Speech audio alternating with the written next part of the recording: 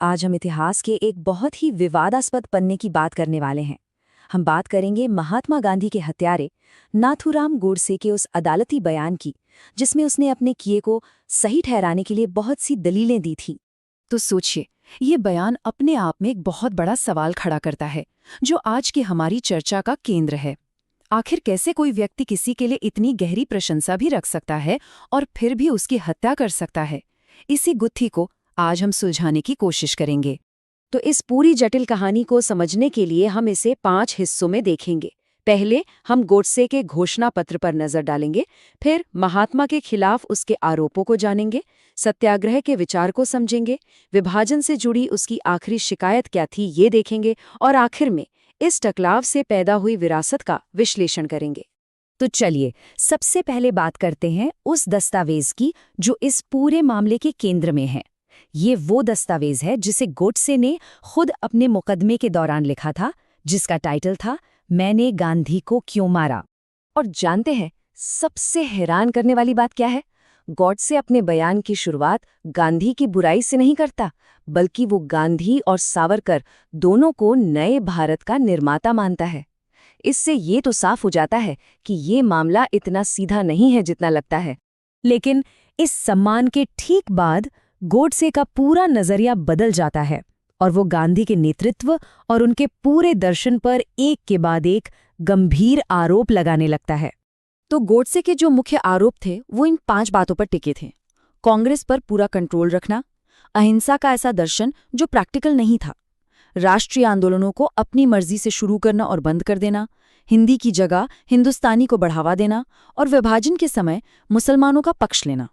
गोडसे का मानना था कि इन सब की वजह से हिंदुओं का बहुत नुकसान हुआ। गोडसे की सबसे बड़ी आपत्तियों में से एक थी गांधी की अहिंसा की नीति। उसका सबसे बड़ा सवाल यही था, क्या हर सिचुएशन में अहिंसा प्रैक्टिकल है? उसने शिवाजी और भगवान राम जैसे नायकों का उदाहरण दिया जिन्होंने न्याय के लिए हथियार उठाए थे।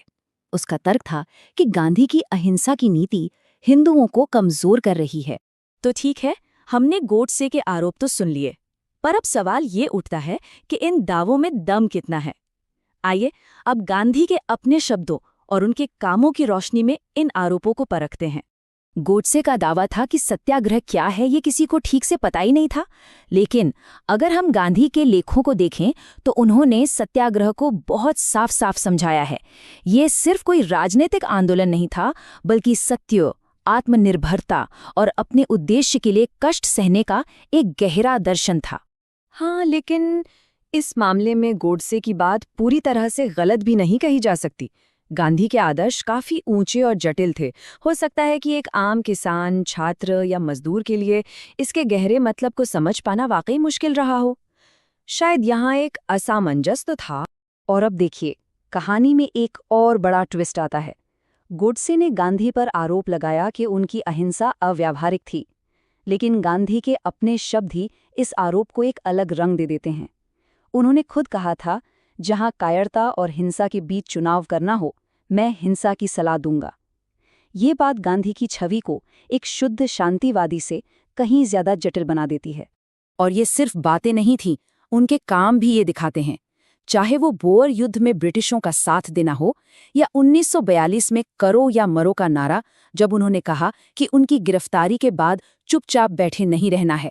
ये सब दिखाता है कि गांधी का नजरिया गॉडसे के आरोपों से कहीं ज्यादा पेचीदा था। चलिए अब आते हैं उस आखिरी और सबसे बड़े आरोप पर, वो वजह जिसे गोडसे ने हत्या का मुख्य कारण बताया, विभाजन और गांधी पर पक्षपात का इल्जाम। इस आरोप को समझने के लिए उस दौर के हालात को देखना बहुत जरूरी है।